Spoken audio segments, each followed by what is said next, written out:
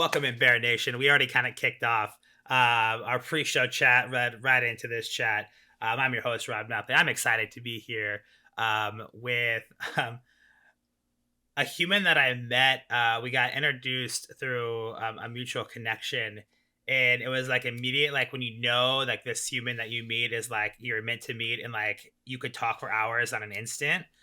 Probably part of the fact that we both have ADHD a little bit, so we could have five conversations going in tandem, and and we can keep up with that. But I have an author of number one best-selling kids book for entrepreneur, the author of Lucas the Dinosaur Entrepreneur, the founder of Dinosaur House, my friend Timmy Bauer. Timmy, how are you doing today? What's up, Rob? Thanks so much for having me on. I'm doing great. Awesome. Well, I really loved kind of the pre-show chat and kind of one, catching up, but two, talking about this idea of focus, right? You have two parts of your business. One, you as the author, Yeah. and then one, you as the founder of Dinosaur House, which helps others write and launch children's books, which I think is massively amazing and tons of impact there. And so I want to kind of get in before we get into the heart of the topic, which is around that focus and how to manage. One of the things that I get asked all the time, and I would definitely say I've been more open about it in the last year or two than I ever have, is that I have ADHD and that Yeah. I have lots of ideas. Execution comes hard. Like I could have great ideas, and if it's not done in the moment, I lose that steam, or I lose like the initial thought. And it's like, I know I'm missing something. I can't recall it. And that's something I really want to talk about with you. And how do you manage? Cause like me, you're doing multiple different things. I'm an author. I have a podcast. I have a business, contract out, all kinds of other stuff. So I want to get into that. But before we do, why don't you give the listeners a little overview? I love this story. Why did you start and why did you write Lucas the Dinosaur Entrepreneur? Like, what did the fascination and the determination to get into the kids book game start for you? Yeah. That's a great question. So it started for me when I was 10 years old. I was reading Garfield comics and I thought to myself, I wonder if I could be a cartoonist. And I started drawing cartoons in the back of the van. And then I shared those with my parents. My parents weren't super impressed, but I started sharing with my friends, and my friends were really impressed. And then there was some older folks at my church that were really impressed. And trying to like draw comics to like make people laugh started to become something that I was really passionate about. And as I grew older, when I was 17, my parents had another son like long after me. There's this huge age gap. I was 17 and he was 4. And I was reading him kids books. And after I read to him a Dr. Seuss book, I was like, I wonder if I could do this. And I started writing my first kids book, which is called Billy the Dragon. And the whole focus of it was just trying to, every night I would write a little bit more and read it to him. And my goal was, can I make him laugh? Can I scare him? Can I gross him out? Get some kind of a rise out of him. And that helped develop a relationship between me and my little brother that is still so strong to this day. Now he's like 18 years old or going on 18 years old. And I'm in my 30s, and we still have a really cool relationship that really started to go deep back then. And it took me a while to figure out like why. Okay, fast forward a little bit. I am working at Disney as a performer. I've always been a ham. And while I'm there, I start showing my friends at Disney the artwork that I had made for my little brother's book, Billy the Dragon. I hadn't published it yet. I was just showing it to people, and they were like, oh my gosh, you need to go get this thing published. In researching how to publish books, I realized like, that sounds really like I'm beholden to a lot of other people's just happening to choose me out of a stack of people. I'd rather not be so dependent on luck like that. So I went the self-publishing route, except different from most self-published kids book authors. I didn't just go and like do a self-published book and then hope. I did a self-published book and then I went to my best friend at the or my soon to become best friend, James Carberry, who was not my best friend at the time. I just met him. A bunch of people at church were like, if you're doing anything entrepreneurial, you need to go talk to James. Shout out to James Carberry. He runs a really successful podcasting company called Sweetfish Media.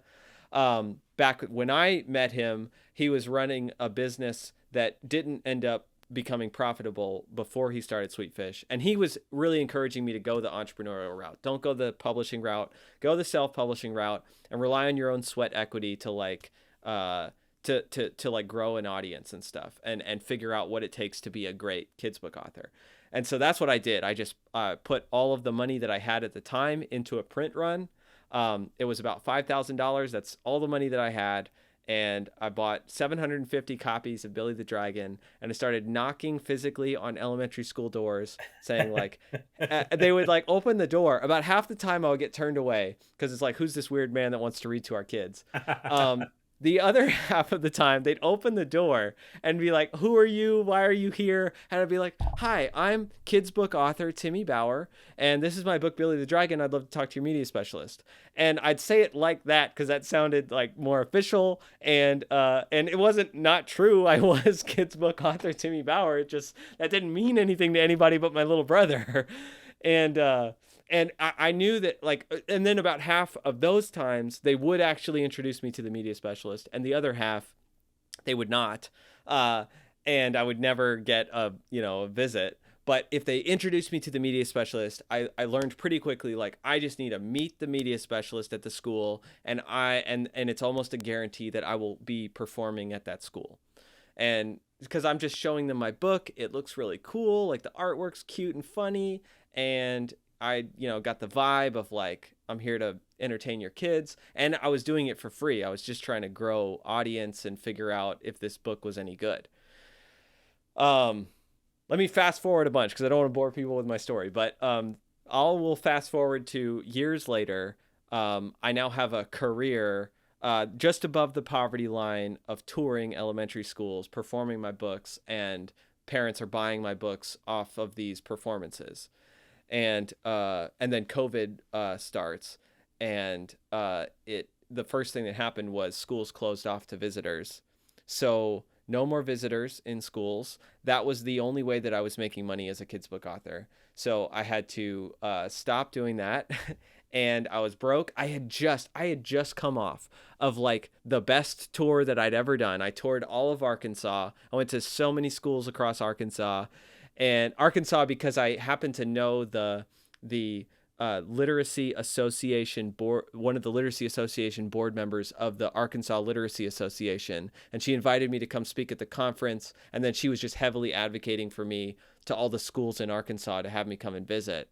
And I did $20,000 in sales in about a month, and then this was right before COVID hit. I had already come back from that tour and put most of that money into buying more print runs, gearing up for another tour, and COVID hits. And so I'm just stuck with all these books that I had just bought to gear up for a tour. I have almost no money, and and I just have all these books and I'm stuck. I can't go anywhere. So it was back to the drawing board for me, and I started working at James Carberry's company, Sweetfish Media. I'm like, hey man, do you need writers? And he was like, we always need writers. So I started working as a writer at Sweetfish. And while I was there, I moved up to be their content strategist and host of their show B2B Growth. Shout out to B2B Growth. It's like the #1 B2B podcast on any podcast player. I was hosting B2B Growth. I was working as their content strategist. I met this guy named John Barrows, he's known in the B2B sales space as the guy that wrote the kids book on sales. And so I interviewed him on a small podcast, The Literacy Advocate, and asked him how he did it. And he pieced this thing together. Like, there was no company that's thing was turning industry leaders into kids book authors. But he realized, like, oh, if he writes the kids book for his industry, that's so much more interesting than writing the book for adults on his industry, because so many other people have already done that. So it's just like this immediate interest factor of like, oh, you wrote a kid's book about B2B sales or about sales. Um, that's just so much more just head turning. And I was like, it's interesting that there's no company that's made it their thing that they turn industry leaders into kids book authors. And so I was like, I'm going to try to start that company. And I hit up 6 of my entrepreneur friends. One of them was James Carberry. And I had no idea what to price it at. I was kind of looking at Scribe Media. I don't know if anybody's heard of Scribe Media, but shout out to Scribe. They built like this huge business as like the go-to ghostwriting firm for writing books, for business books. And they charge like $35,000. You do a series of Zoom calls, and out comes your business book. And they have other like lower prices for like if you want to do the cohort model and that sort of thing. So I'm just looking at that, going like, well, there's some pretty big potential here, if this is an idea that people want. But right now, it's just me. I'm a writer. I'm an illustrator, and I have this outsourced design/illustration team that I have access to. Let me see if I can just charge a huge premium for my time. So I hit up 6 entrepreneur friends. I'm like, hey, I think I want to create this company we turn industry leaders into kids book authors. What would you say to like $500, and you do a Zoom call with me, and from that, I'll turn you into the kids book author for your thing? And they all were like, yes, yes, yes, immediately. One person was like, yes, twice. Here's $1,000. Probably so, priced okay, it a little too low on the early test pilots. Yeah. And so I had cash, which was awesome. I had no idea how I was going to execute. That's not true. I had a little bit of an idea how I was going to execute this. But I really did not know how this was going to look. And I mean, just shout out to my first customers, because Dinosaur House is so much more sophisticated at doing this now. Yeah. But back then, it was just... It's a learning lesson, right? And you need those early... And what I love about that, sorry to interrupt you, but what I love about that is that you called 6 people that you knew that you could call on, right? And the value of building your network and saying, hey, I have this thing, I want to do this, I need some people to pilot. And when people go to market, you have 2 kind of things. You either go cold outreach or you go warm into your network. But knowing who to go to and how, and then you said, hey, I'm starting this thing, I want you to be a pilot. What you get out of it is X, and I'll do Y, and this is the cost. Think of it more like a tip jar, right? In fact, I have clients that test this, that are launching new products. I'm like, hey, send it is like you get and what we get. And you always put like a small price, and like think of it as a tip jar for like us doing a little bit of work. And that's such a like genius way to take something to market that's new and test it out and get tons of questions and feedback that allow you to grow and pivot quickly and iterate your model for success, that everyone just tries to like bypass. Like, let's just take it to market perfect and it's going to have success. Like, no, find those 5 or 6 pilots, test it out, figure the shit out the hard way, make it easier by building process, and then say, okay, I can do this better and I can charge a lot more money because I've got the kinks figured out. I love that idea. Yeah. I love how you took that to market and calling on your network and said, hey, let me help you. Let me help you help your industry. Yeah. I'm even not giving them enough credit. It was a little bit more like I was, so 3 of these 6 people, I was just hanging out with them, and they were grabbing me, and they were like, what if you just charged a premium for your time? And I was like, okay, like what? And then one of them was like, $500? I was like, who would pay $500? And then their hands just went up. And the guy that paid me twice was in that group. Well, and then I tested it on a few other people. Yeah. What I love about this too, and you and I have talked about this, right? To my audience, I'm hoping to be getting a kid's book out based on my book, The Social Soul. I haven't really told anybody or publicly announced it, but what better than talking to you as we've been discussing that behind the scenes. But I wrote a book to a market that was very saturated, and I was happy about it. And I like I told you, I joked with somebody. I was like, if I sell even 200 copies, I'll be happy. For me, that's a successful book launch. That'd be a successful book, just like with how Crowdspace is. And I sold 200 in 10 days.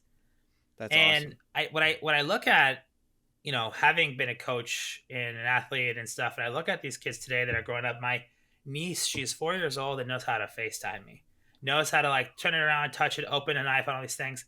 our kids these days are super smart, but we don't give them enough credit. Why aren't we teaching them about things like entrepreneurship and how to interact online and sales at an early age? Like, they're smart Yeah. enough. Like, these kids can go on Madden and play Call of Duty and video games better than we can at a younger age without any sort of true direction, just through figuring it out, one, and on-screen directions, right?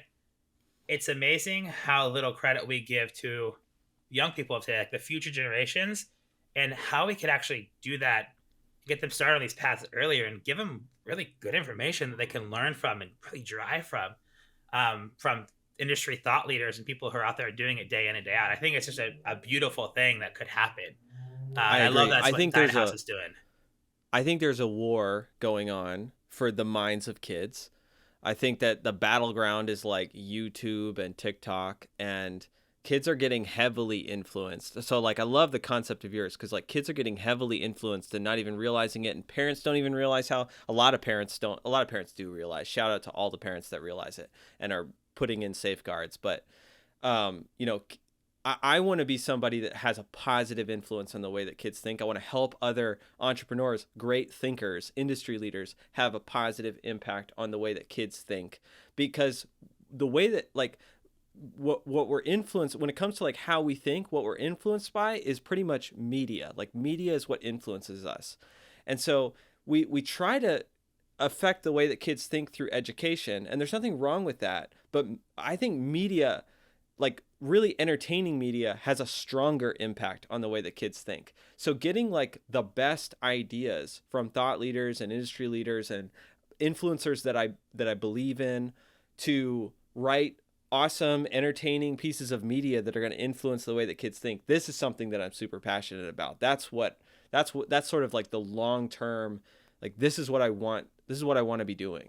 Yeah, I love that. I love that's like the lasting impact. I think that in a very hyper connected world, that's the type of education we need to inspire real change and get the youth to understand that life is going to be tough and there are going to be challenges, but here's how you can start learning about those challenges. Here's how you can learn skills at an early age so you could progress at a different pace. Like this idea of a linear career path of growing up and going to school till you're 18 and then deciding where you go to college for 4 years and then maybe a master's program, then you get a job and you have to work up a ladder. It's gone. You can bypass all of that with the right skills and learning at different times in your life. And we have to be open, and our education system has to be more aligned to that. So it's something that I see that you're doing, and I believe in it. Like, that's why I love training and development for corporates, and especially one of the things that I've been doing a lot lately that I love doing is I'm training managers, especially new managers and then expert managers, how to manage millennial and Gen Z talent in this hybrid world. And it's such an amazing thing because you don't have to micromanage them. You don't have to sit there at their desk. Like, they can get, like, we as a people can get shit done. We prove that with the right kind of programs in place, the right kind of opportunities, and the right incentives in place. Like, people are self-motivated and will get the work done on their time and allow them to find their creativity zones. Some people are morning people, some people afternoon people, some people are night people. Let them kind of tap into that and you'll get the best work out of them. Yeah. It's very hard to figure out that too. It's very hard to figure out what is your best way to work. I know that gets into like the whole ADD ADHD thing. What I really wanted to get into the heart of this is the talking about, being a founder with ADHD and ADD and how to manage that focus. And it's something you said as we started this recording, that it's been hard, and it's something you've been focusing on, to focus on Timmy the author, right? And then Timmy the founder and CEO of the company that you're running, and how do you bring those two worlds together? So when did you know that you had ADHD, ADD? And is it ADHD or ADD for you? That's a great question. I have never been diagnosed with ADHD. I was diagnosed as a kid with ADD, and my parents never told me, and they didn't get the drugs. When I was a teenager, they let me know, like, hey, you have ADD. You've always had ADD. We just didn't want to raise you with the idea that you had it. We wanted to try to raise you normally, and then just now that you're almost an adult, we're just like telling you. I don't remember the conversation. It probably went something like that. Maybe went nothing like that. But in any event, I found out when I was a teenager, and then like when I was in college, I remember like kind of wishing, like kind of wanting the drugs because everybody always spoke so highly of them. Like, you know, you take this pill and you can focus. You take this pill and you can actually like sit down and work for longer than an hour. And I was like, oh, it'd be so amazing to be able to work on the same thing for longer than an hour. But that's a huge struggle for me. It's always been a huge struggle for me. My parents used to joke that like if they couldn't, I was homeschooled.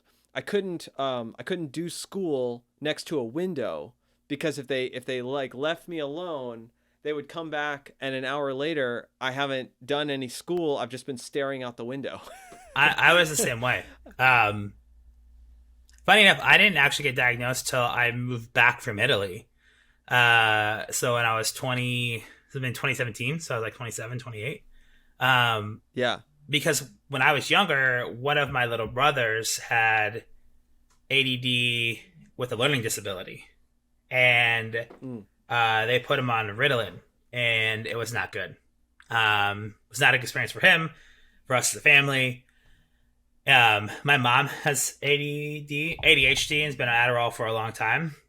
So we kind of like ever stayed away from like getting me checked. And it was in college, especially high school, college. Like I was that student, like I could get by, like I could procrastinate, barely study, and still pass the B. Right. And like if I ever sat down for more than an hour to try to do anything, it's like not getting done. And when I moved back from when I was in Italy, during my master's, I started to really realize it. And like it's impossible to get out over there. It's not legal, right? So I started smoking weed. Um, Got it. and for me, that would slow everything down enough. My brain, it would slow my active brain down enough where I could actually focus and get work done. When I moved to New York,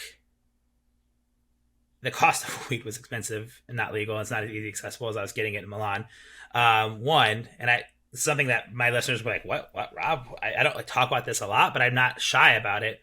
I moved back and I got a job at a 200-person sales floor, all open concept. I couldn't focus for shit. And so I finally went to a doctor. We talked. He's like, yeah, you definitely have ADHD. They started me on Ritalin. I was like, no, I'm not doing Ritalin. Like, that's not good for me. I have bad experience for my family. Like, no. Got Adderall, and I've been on Adderall since 2018, 2017, 2018. It was kind of like around late 2017 when I got it. And it's made a difference for me. It has. A big difference. Do you take anything now, or have you always stayed off of it?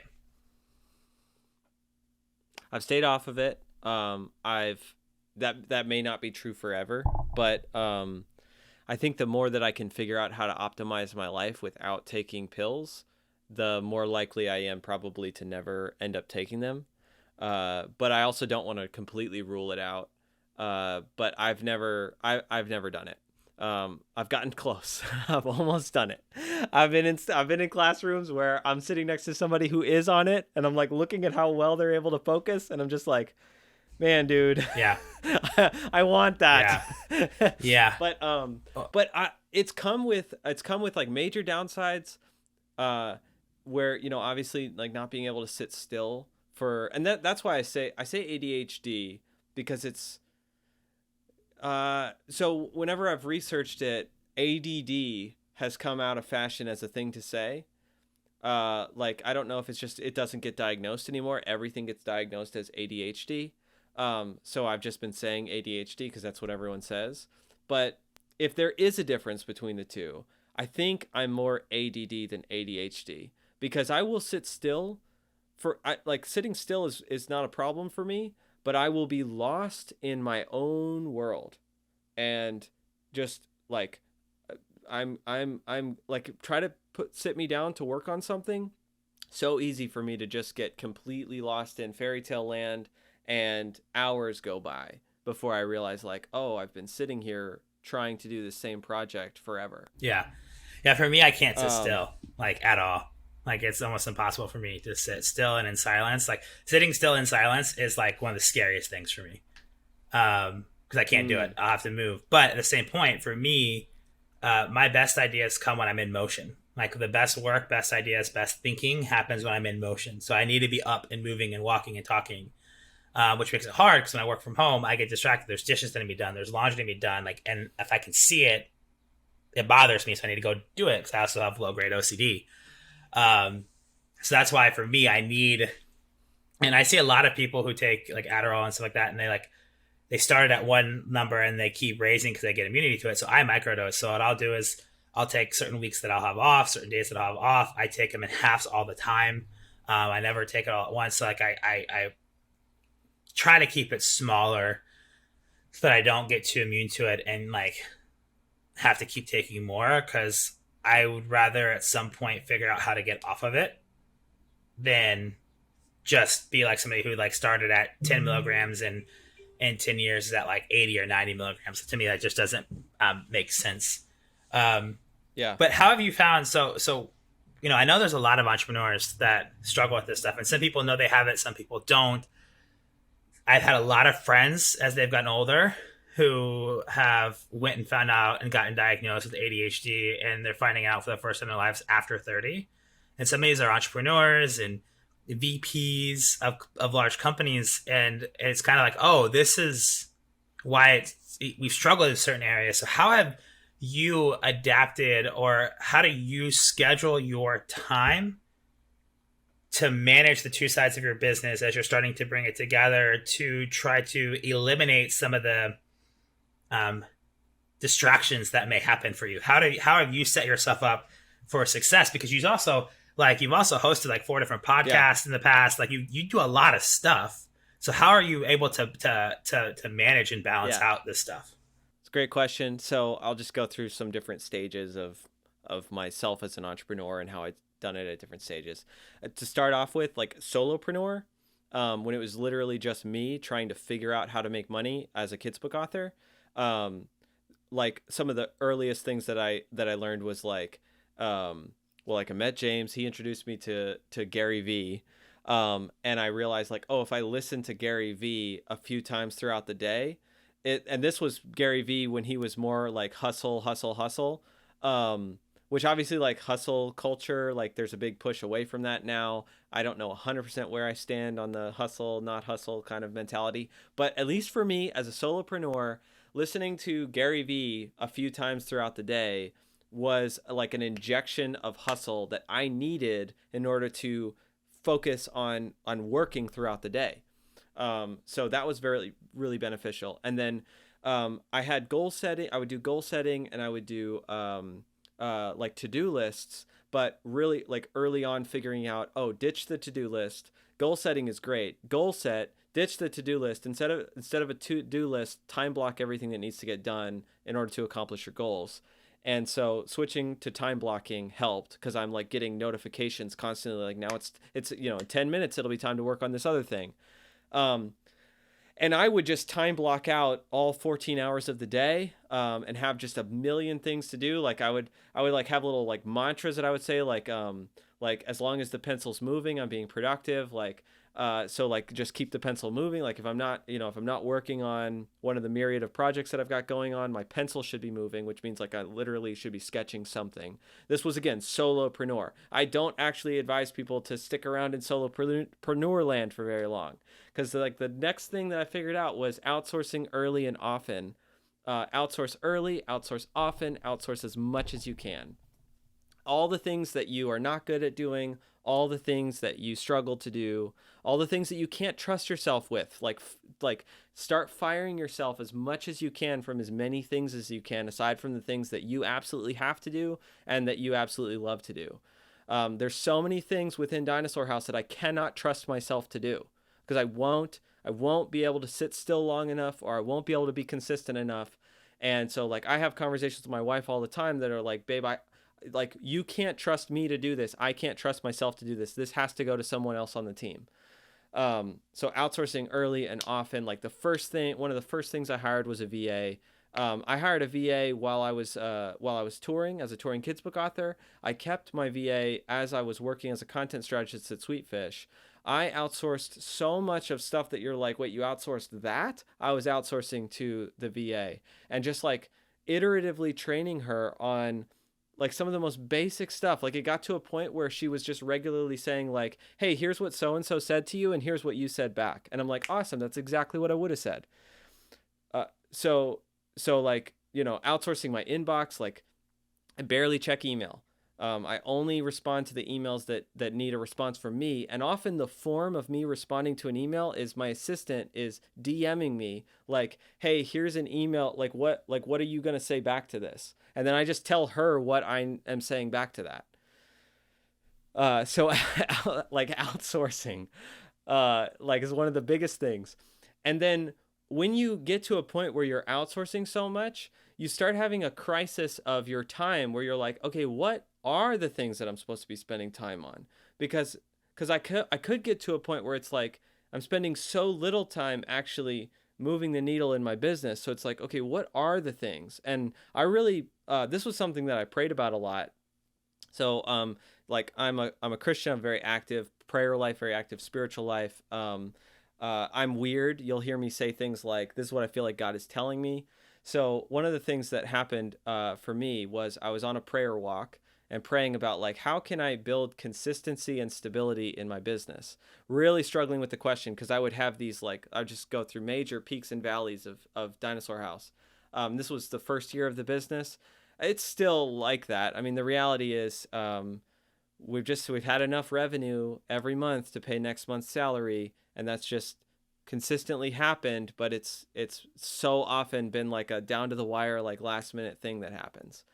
Um, so I still pray about consistency and stability in the business. But as I was on this prayer walk praying about consistency and stability in the business, one of the things that I felt like God was telling me was spend every morning hitting one creative milestone on a kid's book, and before you end the day, reconnect or deepen one key relationship. So I have this version of productivity in my head now where it's like if the day is like almost nothing quote unquote got done by me on that day. Now my team is always like we've compartmentalized so much of the business now. We've got 3 full-time illustrators. We have a outsourced writer, contract writer. We have my wife runs so much of lead project management, and I do handle sales, revenue, lead gen, lead nurture, like all that kind of stuff. And then also just like product development, like making our product better, all the things that you do as a founder in the early stages of the business. But a productive day for me, at the very least, is creative milestone got hit on something that needed my attention when it comes to a kids book project, and a key relationship was started or deepened or reconnected. Yeah. I love that. I think for me, to-do lists are terrible, right? Like, because I will go after all the easy stuff because I want to see the checks cross off, and I avoid the bigger things. So I kind of switch that around and I time block everything. For me, it's all about on my calendar. I even time block in my morning walk, um, break times that I need to like compartmentalize and change and prep. Travel time, like if I'm going into the city, I'll block 45 minutes for travel so I know that like that time I need to get moving. And literally, if it's not on my calendar, it won't happen. So that is for me my main communication tool. I share it with everybody, and that is what keeps me able to do it. And the second thing, I love this idea of outsourcing as much as possible early and often. In fact, one of my guests from a couple weeks ago, Agia, and I talked about this, how, um, you know, as a founder, we want to learn how to do everything, and that's awesome to teach yourself new things. But there are certain things that are just not good for you to be doing for the business, and you need to find those and so find those around you. Like I built that, and actually, I read a book called "Who Not How" Yeah. by Dan Sullivan that talks about that, which I thought was amazing. So, Timmy, as we kind of come up to the end of this, I love hearing these ideas and really thinking about how to kind of manage going through like ADD, ADHD. Uh, um, what would you say if somebody came up to you and said, "Hey, Timmy, I'm thinking about starting a company and being an entrepreneur"?